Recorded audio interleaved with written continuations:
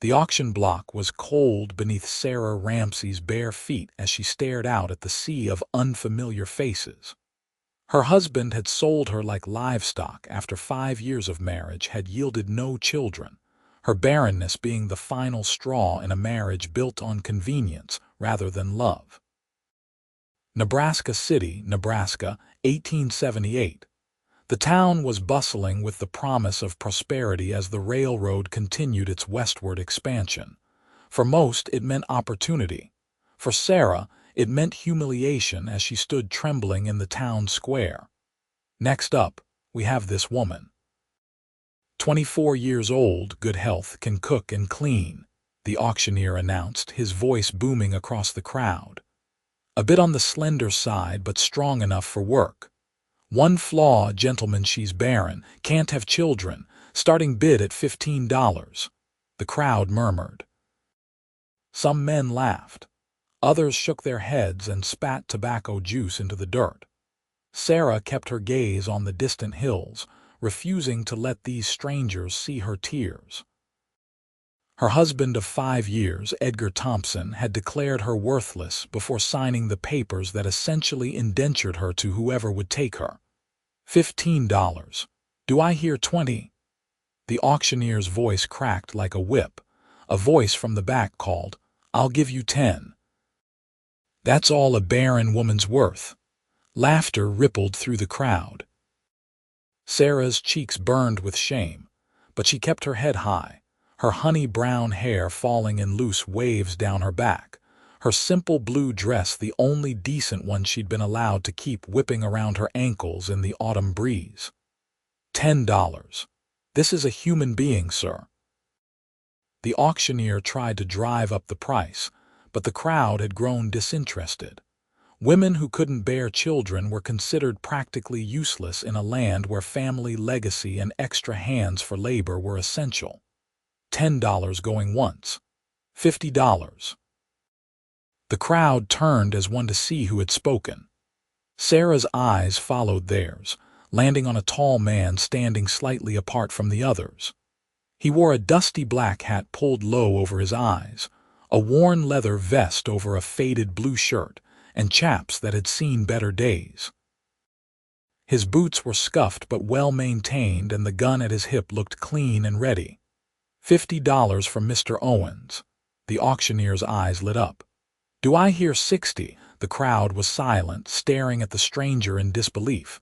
$50 going once, going twice. Sold. To Mr. Owens Valentine for $50. The man, Owens Valentine, strode forward, his spurs jingling with each step. Sarah watched him approach with wary eyes. What kind of man paid 5 times the asking price for a barren woman? As the auctioneer handed over the papers, Owens signed his name with a quick scrawl, then handed over the money without counting it. The transaction complete, he turned to Sarah, really looking at her for the first time. His eyes were a startling blue against his sun-weathered skin, and he had a scar running along his jawline that disappeared into his dark beard. Come along, Mrs. Valentine, he said, his voice deep but not unkind. My wagon's over there. Sarah flinched at the immediate claim of his name upon her. I'm not, according to these papers, you are. He held up the documents. Unless you'd prefer to stay here and see if someone else takes an interest. She glanced back at the jeering crowd, some of whom were already turning their attention to the next item up for auction. With a defeated sigh, she followed him, her legs unsteady after standing for so long. His wagon was modest but well kept, hitched to 2 strong horses. He helped her onto the seat without touching more than her hand, then climbed up beside her and took the reins. As they pulled away from town, Sarah finally found her voice. Why did you pay so much? Everyone knows I can't have children. Owens kept his eyes on the road. Seems to me there's more to a person's worth than whether or not they can bear children. Sarah stared at him, speechless. She had spent 5 years being reminded daily of her failure as a woman. To hear someone a stranger suggest otherwise was almost incomprehensible. "Where are you taking me?" she asked after several minutes of silence. "Home. My ranch about 3 hours' ride from here." He glanced at her. "You'll have your own room. I need someone to cook and keep house. That's all. That's all." Sarah couldn't keep the suspicion from her voice. Owen sighed. "Look, Miss Sarah, my name is Sarah Ramsey." She wasn't ready to take his name, papers or no papers. "Sarah, then." "I'm not in the market for a wife or anything else. I need help running my place. You need somewhere to go. It's a simple arrangement." She studied his profile as he drove, noting the lines around his eyes that spoke of squinting into the sun and the set of his jaw that suggested determination. He didn't look like the kind of man who frequented auctions to buy women. "Why me?" she pressed. "You could have hired anyone." His hands tightened slightly on the reins. "Because no one deserves to be sold like that, especially not for something that isn't their fault." The kindness in his words threatened to undo her completely. Sarah turned away, looking out at the Nebraska landscape rolling past. Fields gave way to more rugged terrain as they traveled westward. The afternoon sun beat down on them, but the breeze made it bearable. After an hour of silence, Owens cleared his throat. "There's a canteen by your feet if you're thirsty, and some jerky in the bag behind us if you're hungry." Sarah reached for the canteen gratefully, taking a small sip of the cool water inside. "Thank you." Another hour passed before either spoke again. "My ranch isn't much to look at," Owens said eventually. 160 acres, most of it grazing land. I run about 50 head of cattle. The house is small but solid. There's a garden out back that hasn't seen proper tending in a while. "I'm good with gardens," Sarah offered, thinking of the vegetables she'd grown at her previous home. It had been one of her few joys in that loveless marriage. Owens nodded. "Good. Winter's coming, but there's still time to put some things in order before the first snow."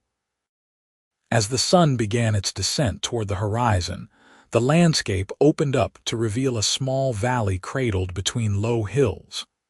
A creek cut through the land, its banks lined with cottonwoods just beginning to turn gold with autumn. Nestled against one of the hillsides sat a modest cabin with a barn nearby and several corrals visible beyond. "Welcome to the Lazy V," Owen said as they approached. "It's beautiful," Sarah replied honestly. The setting sun bathed everything in a warm, golden light that made the simple homestead look almost magical. Owens pulled the wagon to a stop in front of the cabin. "It's home." He helped Sarah down, then began unhitching the horses.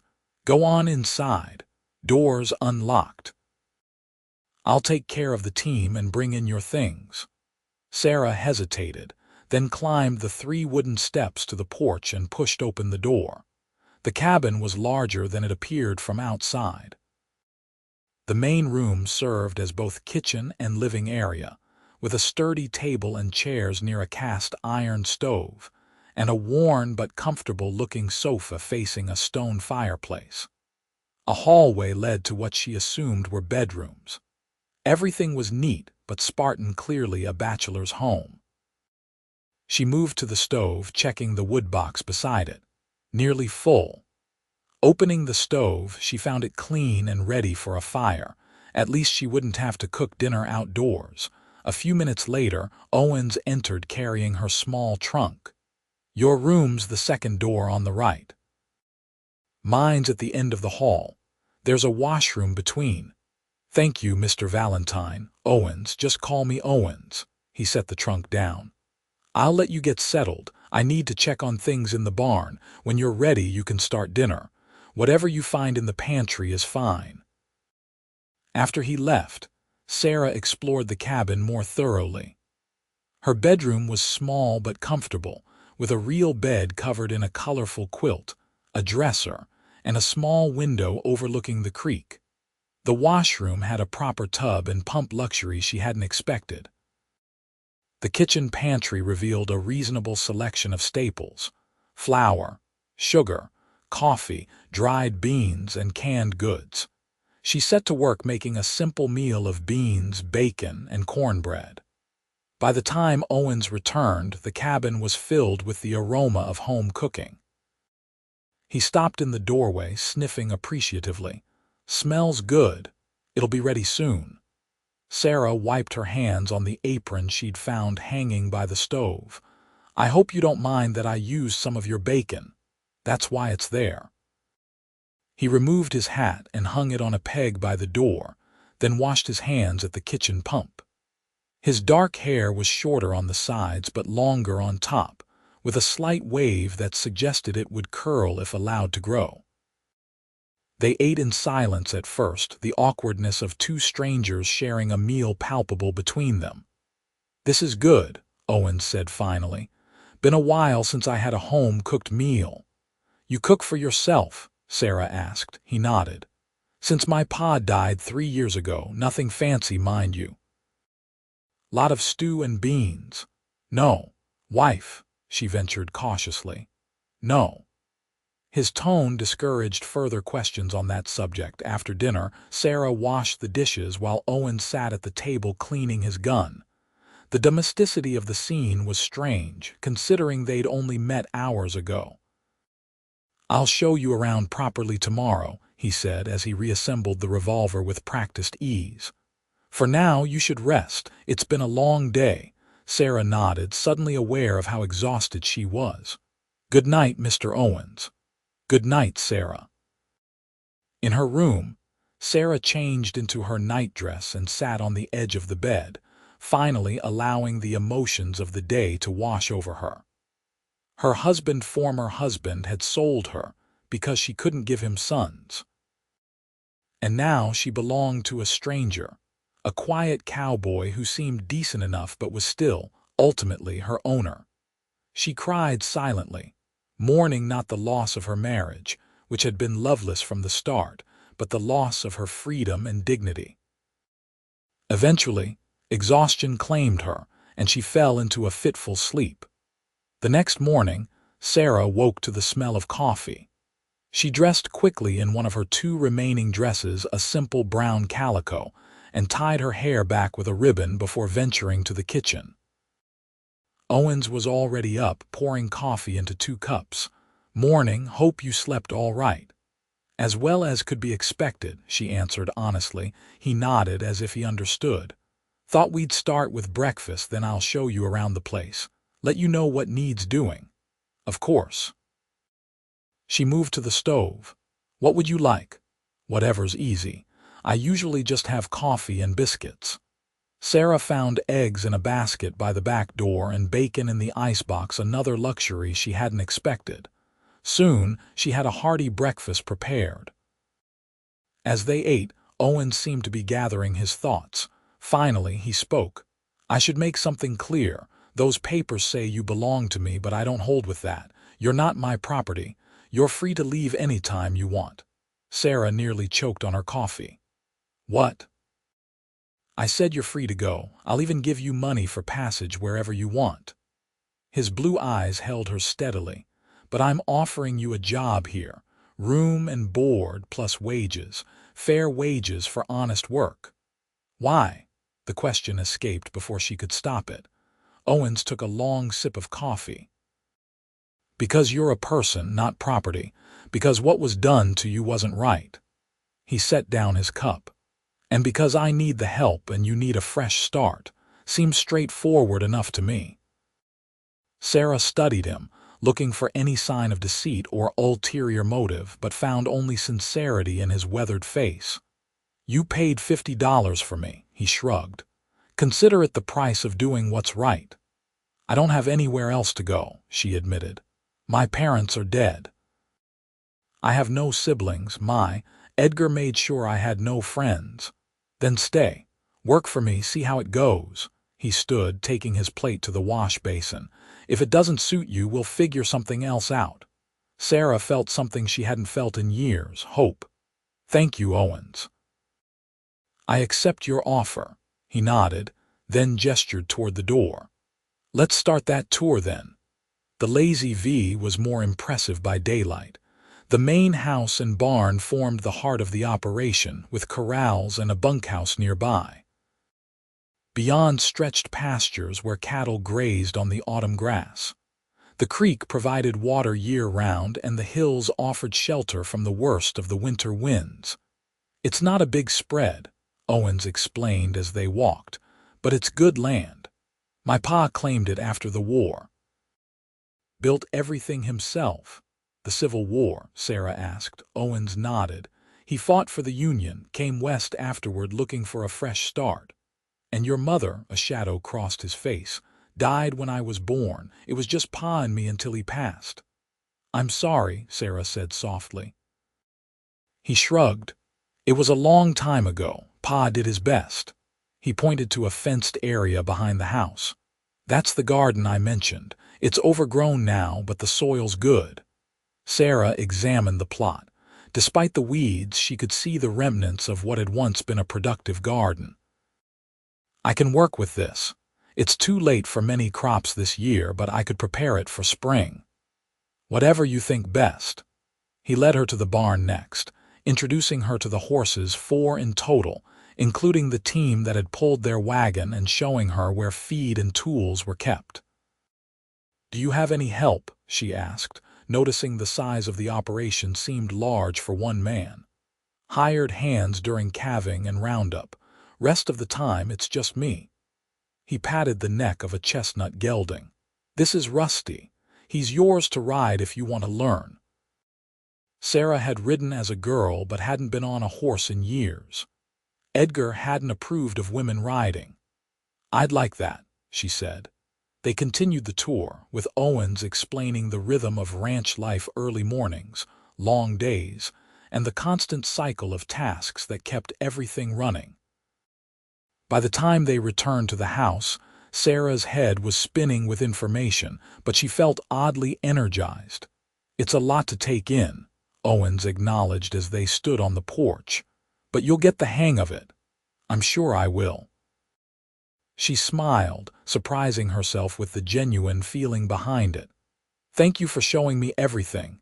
He nodded, seeming slightly uncomfortable with her gratitude. I need to check the south pasture. Will you be all right here alone? Of course. She gestured to the house. I have plenty to do. After he left, Sarah set about taking inventory of the household. The cabin was clean enough, but it needed a woman's touch: curtains on the windows, rugs on the floors, the little comforts that transformed a house into a home.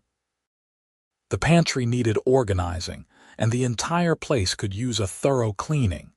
She spent the day scrubbing floors, washing windows, and arranging what few personal items she had in her room. By late afternoon, she had bread baking in the oven and was planning a stew for dinner. Owens returned just as the sun was setting, bringing with him the scent of open air and horses.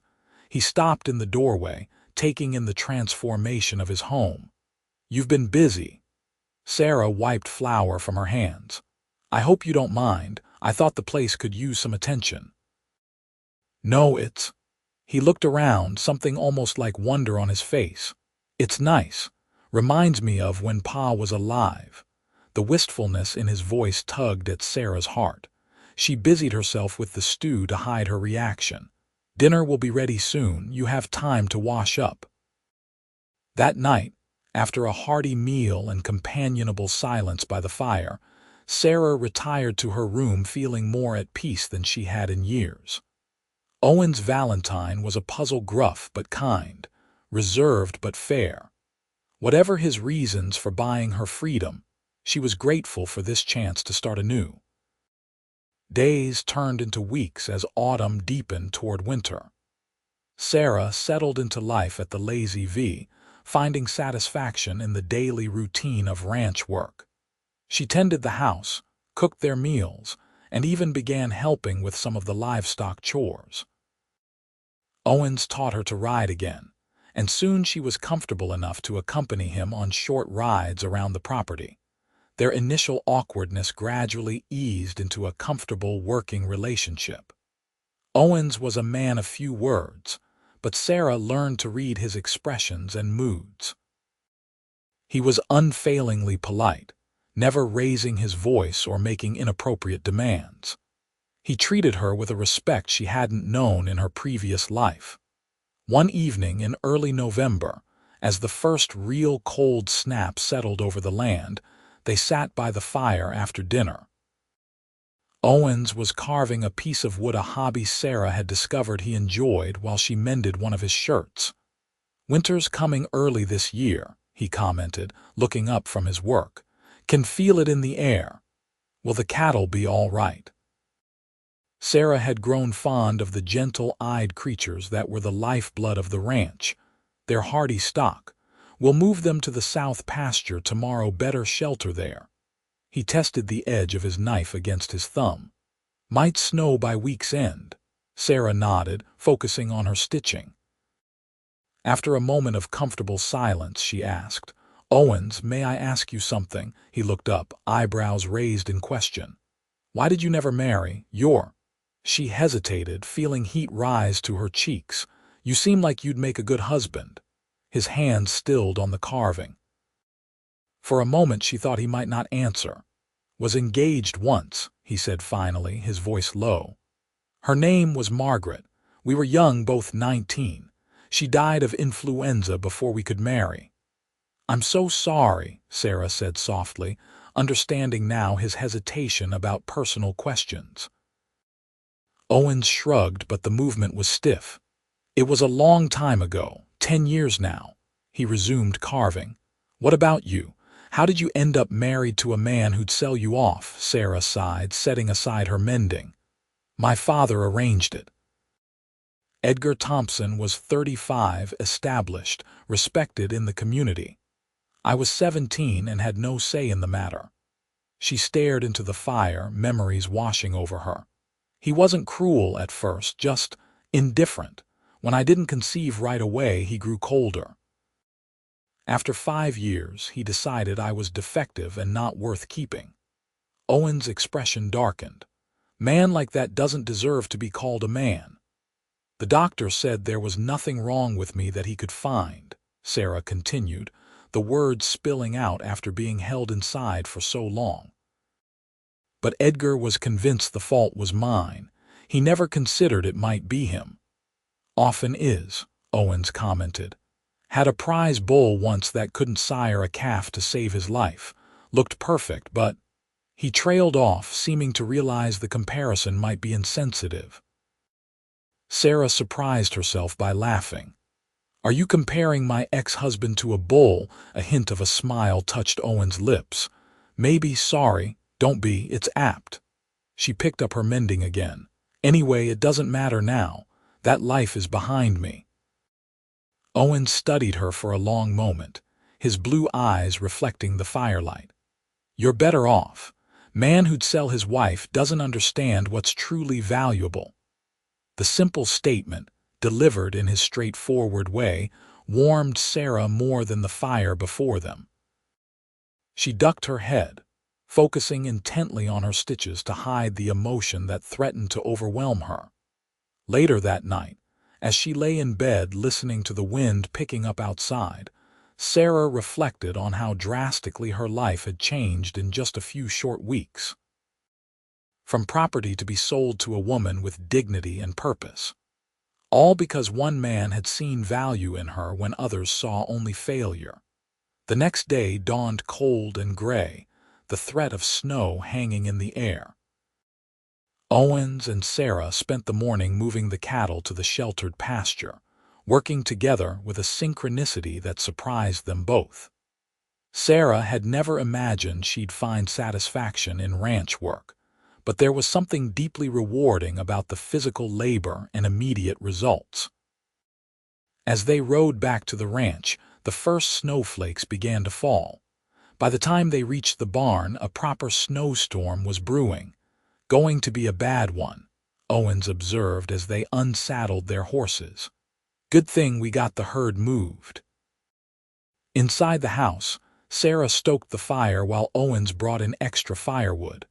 The wind howled around the eaves, rattling the windows, but the cabin was snug and warm. "Hope you're not afraid of being snowed in," Owens said as he stamped snow from his boots. "We might be here a few days if this keeps up." Sarah shook her head. "Not as long as we have food and firewood."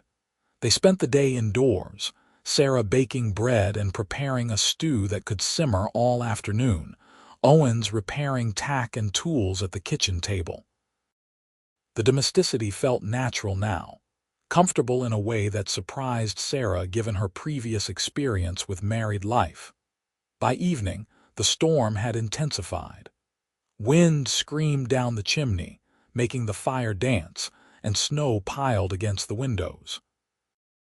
After dinner, they sat in the main room, the lantern casting a warm glow over their activities, Owens with his carving, Sarah with a book she'd found on his small shelf.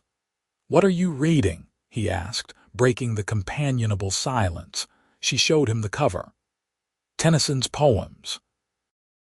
"I didn't know you enjoyed poetry." A faint flush colored his cheeks. "It was my mother's. Pa kept it. Said she used to read it aloud to him." "Would you like me to read some?" Sarah offered, then immediately wondered if she'd overstepped. To her surprise, Owens nodded, setting aside his carving. "I'd like that." Sarah began to read, her voice soft but clear against the backdrop of the howling storm. She chose Ulysses, with its themes of perseverance and the quest for knowledge.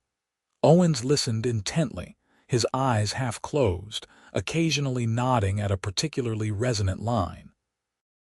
When she finished, the silence between them felt different, charged somehow, intimate in a way that had nothing to do with physical proximity. "My mother had a beautiful voice," Owens said quietly. "Pa always said so, said she could calm a spooked horse just by talking to it." "She sounds wonderful," Sarah replied, touched that he would share this memory. "I wish I could have known her." His gaze was fixed on the fire, but she sensed he was seeing something far away and long ago. "Pa did his best, but a boy needs his mother." "And a girl needs her father," Sarah added, thinking of her own childhood. "My father was strict but fair. He taught me to read and write, insisted I learn more than just household duties." She smiled sadly. "I think he'd be disappointed in how I let Edgar control me." "You were young," Owens said. "And you were taught to obey your husband. Still, I should have been stronger." Owens looked at her then, his blue eyes intense. "You're one of the strongest women I've ever met, Sarah.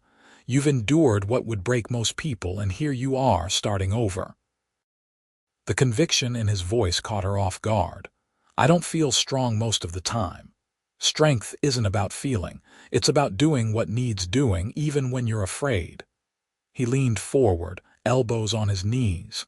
"You were sold like property, yet you hold your head high.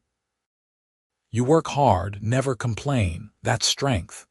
Sarah felt tears prick at her eyes and blinked them away. "Thank you for saying that." Owens seemed embarrassed by his own speech. He stood abruptly. "Getting late. We should turn in. Storm might break by morning." But the storm didn't break. For 3 days they were snowed in, the world outside a swirling white chaos. They fell into an easy routine, sharing chores and meals, talking more than they ever had before.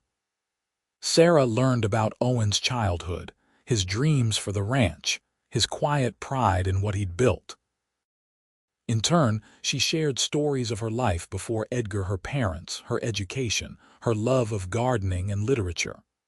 On the third evening, as they sat by the fire, Owen surprised her by asking, "Do you ever want children, Sarah?" Despite everything, the question caught her off guard. Yes. I've always wanted children, but you can't have them," he finished for her, his voice gentle. "The doctor wasn't certain," she admitted. "He said sometimes these things take time or the right circumstances."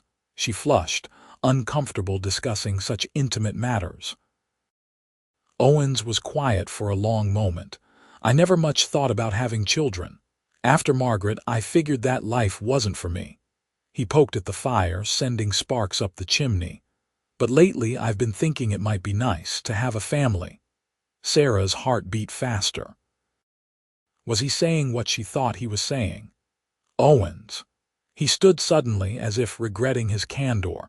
Forget I said anything. It's late. Good night, Sarah. Before she could respond, he was gone, disappearing down the hallway to his room, leaving her alone with the fire and her racing thoughts. The storm finally broke on the fourth day, revealing a world transformed by snow. The drifts were deep, but the sky was a brilliant blue, the sun turning the landscape into a dazzling expanse of white. Owens spent the morning digging paths to the barn and checking on the livestock. Sarah watched from the window as he worked, strong and sure in his movements, despite the challenging conditions.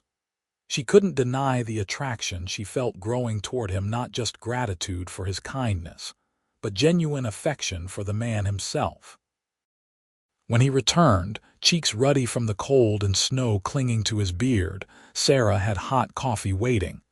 Everything all right out there, all fine. Cattle are good, horses are happy. He accepted the coffee gratefully. Snow's deep, but we've seen worse. Their eyes met over the rim of his cup, and something passed between them, an acknowledgement of the shift in their relationship. Neither was ready to name it, but both felt it. December arrived, bringing with it the full force of winter. The days were short, the nights long and cold. Sarah decorated the cabin with pine boughs and dried berries, creating a festive atmosphere as Christmas approached.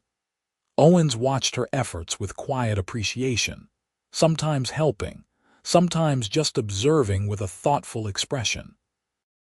One evening, as they sat by the fire, Owens cleared his throat. "I'm riding into town tomorrow, need supplies before the next storm hits. Thought you might want to come along." Sarah looked up from her sewing. "I'd like that. It's been weeks since I've seen anyone but you. Tired of my company." There was a teasing note in his voice that was relatively new, a sign of their growing comfort with each other. "Not at all," she replied honestly, "but a change of scenery would be nice." The next day, they set out early in the sleigh, bundled against the cold. The journey to Nebraska City took longer in the snow, but the day was clear and the sun made the landscape sparkle. As they approached town, Sarah felt a flutter of anxiety. The last time she'd been here, she'd been standing on the auction block. "Will people recognize me, do you think?" Owens glanced at her.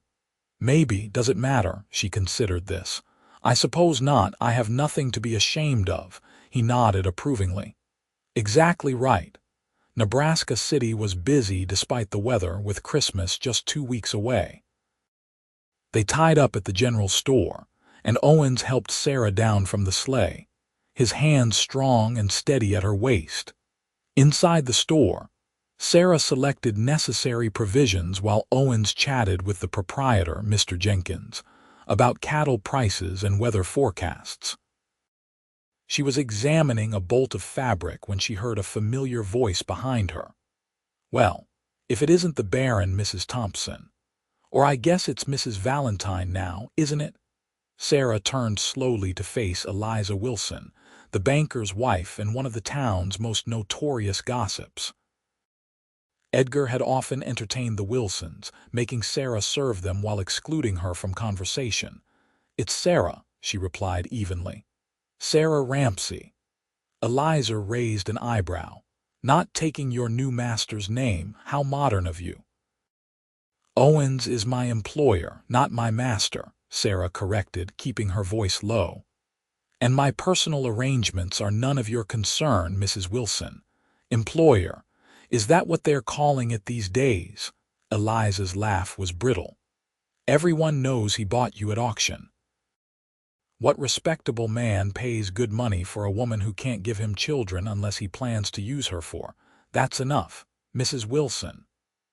Owen's deep voice cut through the store like a knife. He stood beside Sarah, his expression thunderous, blue eyes cold as ice. "You're speaking about my friend, and I'd appreciate it if you'd show her the respect she deserves." Eliza blanched, unprepared for the cowboy's direct intervention. You were merely spreading malicious gossip about something you know nothing about." Owen's voice was controlled but dangerous. "Sarah works for me, earns fair wages, and has her own private quarters in my home. Anyone suggesting otherwise is not only mistaken but liable to answer to me personally." The store had gone silent, all eyes on the confrontation. Eliza looked around, realized she had no allies, and sniffed haughtily. "Well, no, madam. I don't believe you ever have thought about the damage your words might do." Owens placed a protective hand at the small of Sarah's back. "Now, if you'll excuse us, we have purchases to complete." Eliza retreated, her face flushed with humiliation. Sarah released a breath she hadn't realized she was holding. "Thank you," she whispered.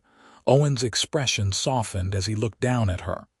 "No one talks about you that way, not while I'm around." The ride home was quiet, both lost in their thoughts. The confrontation in the store had changed something between them, made tangible the protective feelings Owens harbored and the trust Sarah had placed in him. As the ranch came into view, Sarah finally broke the silence. "Did you mean what you said, that I'm your friend?" Owens guided the horses through a drift before answering. "Yes, and more, if I'm being honest." Her heart skipped a beat. "More." He pulled the sleigh to a stop in front of the barn, turning to face her fully.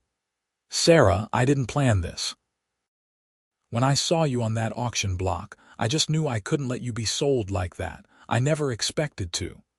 He trailed off, seeming to struggle with the words. "To what?" she prompted gently.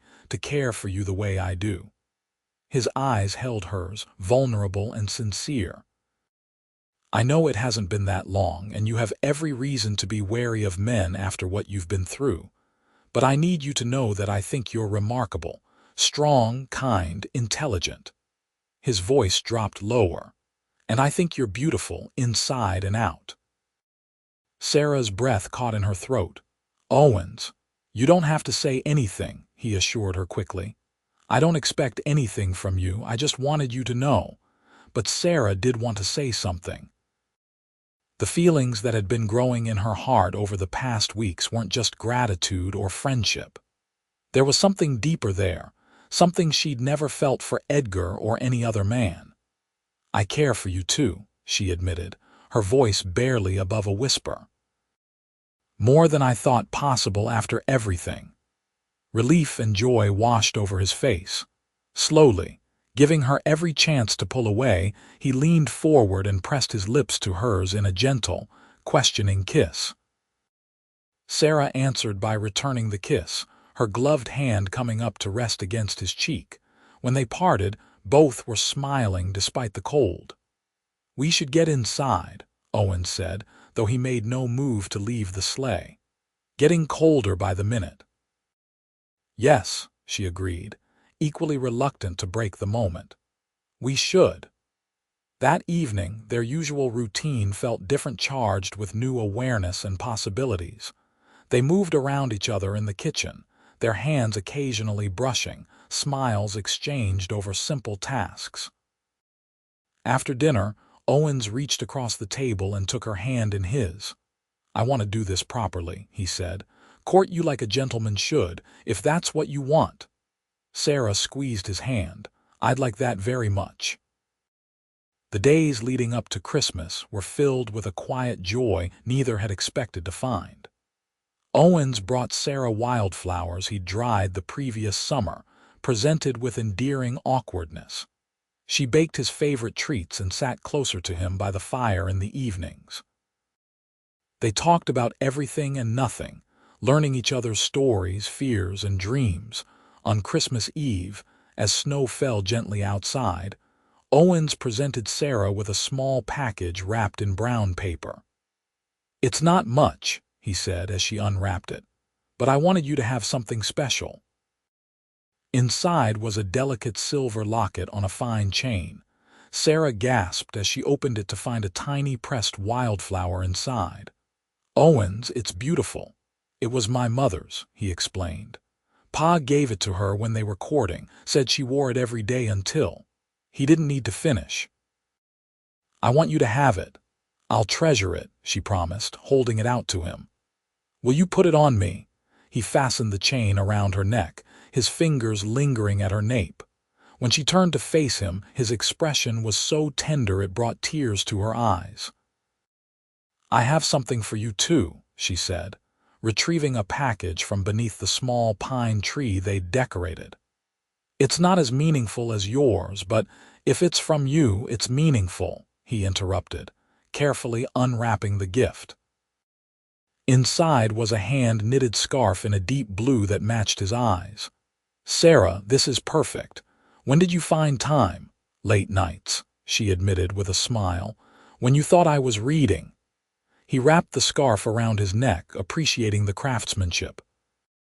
No one's made anything for me since Pa died. Thank you. They sat together by the fire, closer than ever before, her head resting on his shoulder as they watched the flames dance. This is the best Christmas I've had in years, Sarah confessed. Owens pressed a kiss to her hair. Me too. And I hope it's just the first of many. The promise in his words warmed her more than the fire. For the first time since she could remember, Sarah felt truly hopeful about the future. The winter deepened, but the cold outside only served to bring them closer together. January's bitter chill kept them indoors much of the time, sharing work and leisure, learning the rhythms of each other's days. February brought slightly warmer days but heavier snow, testing the ranch and its inhabitants.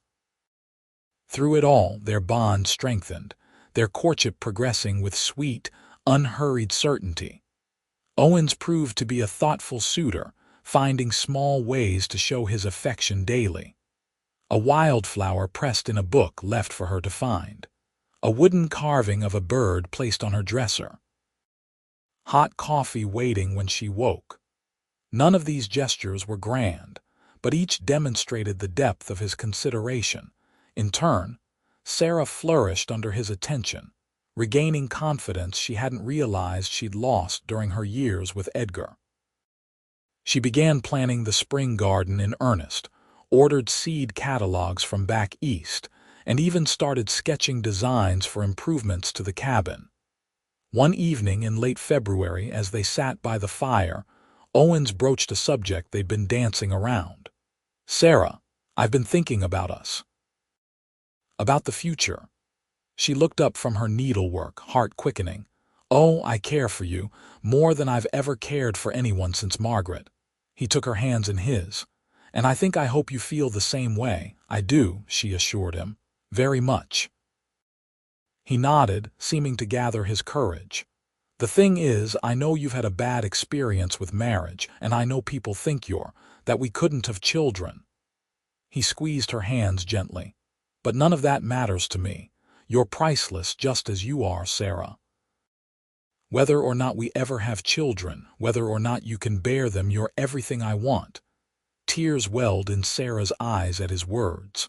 Owens, I'm not asking you to marry me, not yet, he smiled softly, but I wanted you to know that's where my heart is headed. And when you're ready, if you're ever ready, I'll be here. Sarah leaned forward and kissed him, pouring all her emotions into the gesture. When they parted, she whispered, I think my heart is already there. March arrived with the first hints of spring, longer days, occasional thaws, birds returning from their winter havens. Sarah began preparing the garden, working the soil whenever the weather permitted, while Owens readied the ranch for calving season. One morning, as Sarah was turning soil in the garden, she looked up to see Owens watching her from the porch, a smile playing at his lips. What? She called. Just admiring the view, he replied, making his way to her. You look happy. I am happy. She straightened, pushing a stray lock of hair from her face. Happier than I ever thought I could be. He reached out to tuck the errant strand behind her ear, his touch lingering on her cheek. Good. That's all I want. Their eyes held, the connection between them almost palpable. Then, with gentle determination, Owens knelt in the freshly turned soil, heedless of his clean trousers. "Owens, what are you doing?" Sarah laughed, until she saw the earnest expression on his face. "Something I should have done weeks ago." He took her soil-stained hand in his. "Sarah Ramsey, I love you. I think I started falling in love with you that first day, when you held your head high despite everything. Every day since has only confirmed what I already knew, that you're the strongest, kindest, most beautiful woman I've ever known." Sarah's free hand flew to her mouth, tears gathering in her eyes. "I know it hasn't been that long, and maybe this is too soon after everything you've been through, but I can't imagine my life without you now. This ranch, this home, none of it means anything without you to share it with." He reached into his pocket and pulled out a simple gold band. "Will you marry me, Sarah? Not because some paper says you should, but because you want to, because you choose to." The tears spilled over as she nodded. "Yes, Owens. Yes, I'll marry you." He slipped the ring onto her finger, then stood and gathered her in his arms, lifting her off her feet in his enthusiasm. Their laughter mingled as he spun her around, both dirty from the garden and neither caring in the slightest. "I love you," Sarah said when he set her down, the words she'd been holding back finally free. "I love you so much." His smile was radiant as he bent to kiss her, right there in the middle of their garden, with the promise of spring all around them. They married 2 weeks later in a small ceremony performed by the traveling minister who visited Nebraska City monthly. The ranch hands Owens had hired for calving season served as witnesses, along with the Jenkins from the general store, who had become allies after the confrontation with Eliza Wilson. Sarah wore a new dress of pale blue, with wildflowers in her hair and Owens' mother's locket around her neck. Owens wore his best shirt and a new vest, his dark hair neatly combed, his beard trimmed for the occasion. Their vows were simple but heartfelt, promises to cherish and support each other through whatever life might bring. When the minister pronounced them husband and wife, Owens kissed Sarah with such tenderness that Mrs. Jenkins dabbed at her eyes with a handkerchief. The small celebration afterward was lively, with food Sarah had prepared and music provided by one of the ranch hands who played the fiddle. As the afternoon lengthened into evening, Owens pulled Sarah aside, leading her to a quiet spot on the porch. "Happy Mrs. Valentine?" he asked, his arms encircling her waist. "Very happy, Mr. Valentine," she replied, leaning into his embrace. "Though I'll need some time to get used to the name." "We have plenty of time." He pressed a kiss to her temple. "The rest of our lives." That night, as they lay together in what was now their shared bedroom, Sarah finally gave voice to a fear that had lingered despite everything. "What if I really can't have children, Owens? What if Edgar was right about that, at least?" Owens propped himself up on one elbow, looking down at her with serious eyes. "First, nothing that man ever said about you was right. Second, if we're blessed with children, I'll be the happiest man alive. If not, I'll still be the happiest man alive because I have you." He traced her cheek with gentle fingers. "Family isn't just about blood, Sarah. It's about love." She smiled up at him, amazed once again by his capacity for understanding. "I love you, Owens Valentine." "And I love you, Sarah Valentine." He kissed her softly. "Always will." Spring blossomed fully across the lazy V, bringing new life in the form of calves, wildflowers, and the vegetables sprouting in Sarah's garden. The ranch flourished under their combined care, Owen's practical knowledge complemented by Sarah's attention to detail and nurturing instincts. By summer, they had settled into a comfortable routine as husband and wife. Sarah's garden produced abundantly, providing fresh vegetables for their table and extras to trade in town. Owens expanded the cattle operation, his confidence bolstered by Sarah's unwavering support and sound advice. Their happiness was evident to anyone who saw them together, the quiet cowboy and his spirited wife, building a life neither had dared to dream possible just a year before. In late August, as the days began to shorten and the first hints of autumn colored the landscape, Sarah prepared a special dinner to celebrate 6 months of marriage. She set the table with care, using the good dishes they normally saved for company, and wore the dress Owens had said was his favorite. When he came in from the fields, he paused in the doorway, taking in the scene. "What's the occasion?" Sarah smiled mysteriously. "Sit down and I'll tell you." They ate the meal she'd prepared: roast beef, fresh vegetables from the garden, and apple pie for dessert, while discussing the day's events. Only when they'd finished and moved to sit on the porch, watching the sunset paint the hills in gold and crimson, did Sarah reveal her news. "I visited Dr. Martin in town today," she began, her hand finding Owens as they sat side by side, his brow furrowed with concern. "Are you unwell?" "No," she smiled, squeezing his hand. "Quite the opposite, actually. Owens, I'm going to have a baby. We're going to have a baby." For a moment he stared at her in disbelief. Then, with a whoop of joy that startled the horses in the nearby corral, he pulled her into his arms. "A baby, you're sure?" "Dr. Martin is sure," she confirmed, laughing at his enthusiasm. "In about 6 months we'll be parents." Owens placed a gentle hand on her still flat stomach, wonder in his eyes. "A family, our family." "Our family," she echoed, covering his hand with her own. "Just like we hoped." That evening, as they sat together watching the stars appear one by one in the darkening sky, Sarah reflected on the journey that had brought her here. From the humiliation of being sold on an auction block to the joy of creating new life with a man who treasured her completely. "What are you thinking about?" Owens asked, his arm warm around her shoulders. "About that day in Nebraska City, about how the worst moment of my life led to the best." She turned to look at him in the fading light. "You said I was priceless, just as I was." "No one had ever made me feel valuable before." "Because no one had ever truly seen you," he replied simply. "I'm just grateful I was there that day, that I found you." "That we found each other," she corrected gently. He nodded, pulling her closer as the first star of the evening winked to life above them. "That we found each other." Winter came again, but this time the lazy V was prepared. The garden had been abundant, the root cellar was full, and the cattle were fat and healthy in their sheltered pasture. Inside the warm cabin, Sarah's belly grew round with the child they both eagerly anticipated. Owens doted on his wife, insisting she rest more and let him take on additional household duties.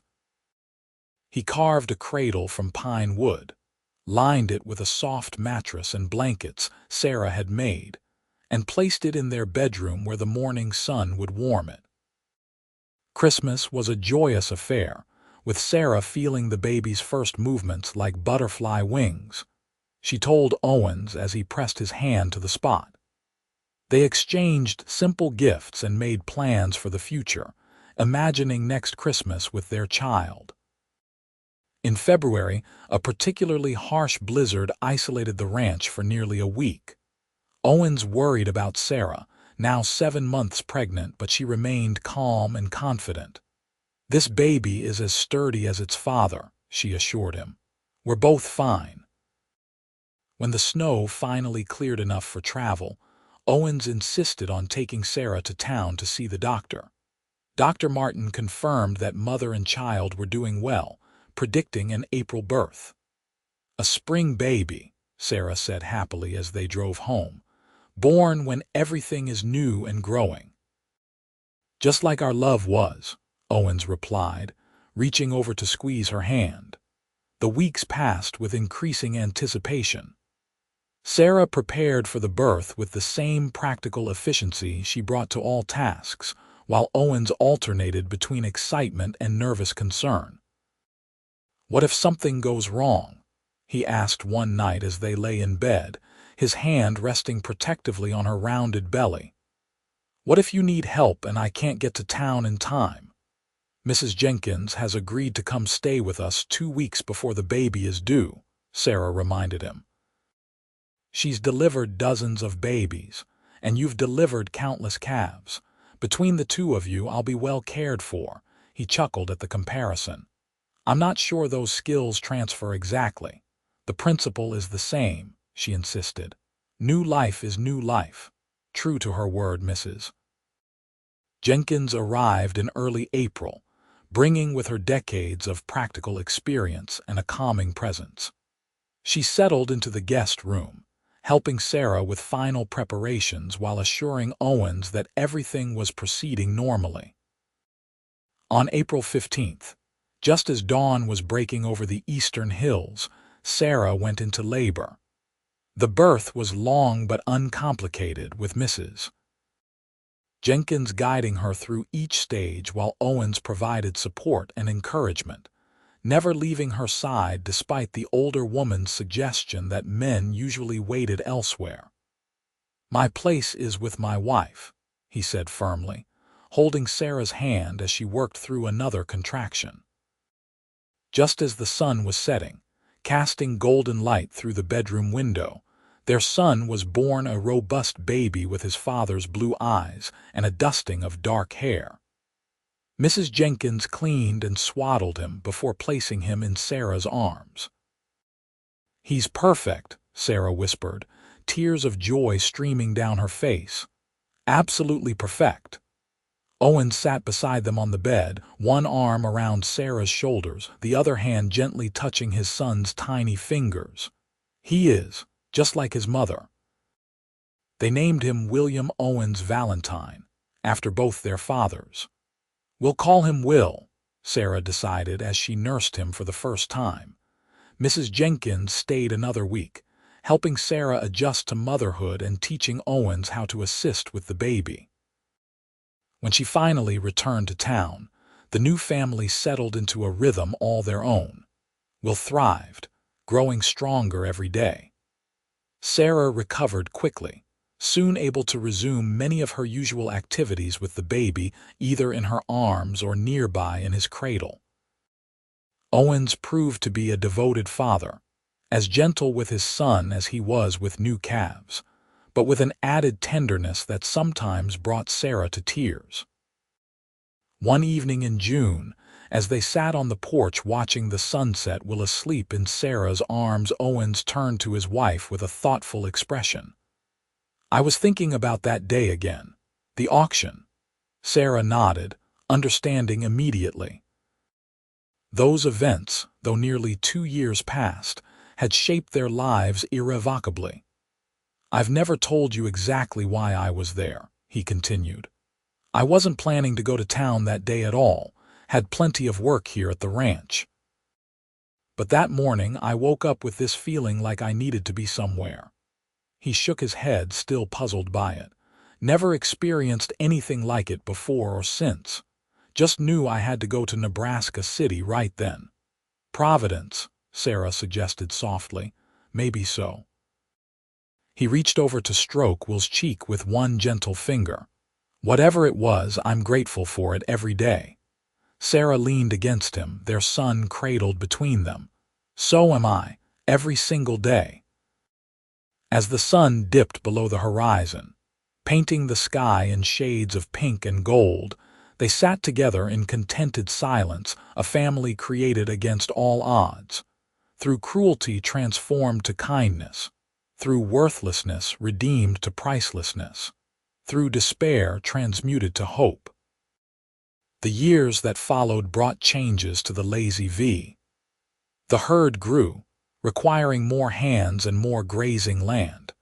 The original cabin was expanded, with Owens adding 2 more bedrooms, a larger kitchen, and a proper dining room. Sarah's garden doubled in size, producing enough to sell the excess in town. Will grew into a strong, curious boy with his father's steady nature, and his mother's quick mind. When he was 3, he gained a sister, Emma Rose Valentine, born on a snowy December night with the same ease as her brother, as if determined to prove that Sarah's body had never been defective, merely waiting for the right time and the right love. Sometimes, visitors to the ranch would hear the story of how Owens and Sarah met, usually from neighbors or friends, never from the couple themselves. They kept the details private, a sacred history that belonged to them alone. But everyone could see the results of that fateful day. In the loving glances exchanged over dinner, in the way Owens still watched Sarah with wonder when she wasn't looking, in the way she touched his arm when passing, a casual affirmation of connection. On their 10th anniversary, Owens presented Sarah with a gift, a silver frame containing the bill of sale from the auction. Across it, in his strong handwriting, were the words, "The best investment I ever made." Sarah laughed through her tears as she read it. "Only you would frame something like this, to remind us," he explained, "of how far we've come, and how some things that seem worthless to others can be priceless to the right person." She set the frame aside and moved into his embrace. "I love you, Owens Valentine. More today than yesterday, less than tomorrow. And I love you, Sarah Valentine. Always have, always will." He kissed her softly, then with increasing passion, the spark between them undimmed by a decade of marriage. Later, as they stood on the porch watching Will and Emma play in the yard, their future stretching before them as vast and promising as the Nebraska sky, Sarah reflected on the strange twists of fate that had brought her here. From property to be sold to beloved wife and mother. From barren and worthless to fertile and cherished. "No regrets?" Owens asked, seeming to read her thoughts as he so often did. She shook her head, leaning into the solid warmth of him. "Not one. Every step, even the painful ones, led me to you, to this." His arm tightened around her waist as the children's laughter floated on the evening air, the sweetest music either of them had ever heard. The sound of happiness neither had dared to dream possible. The living proof of a love that had seen value where others saw only flaws. "To this," he agreed, pressing a kiss to her temple as the sun set on another day of the life they'd built together, a life neither barren nor worthless, but abundant and priceless in every way that mattered.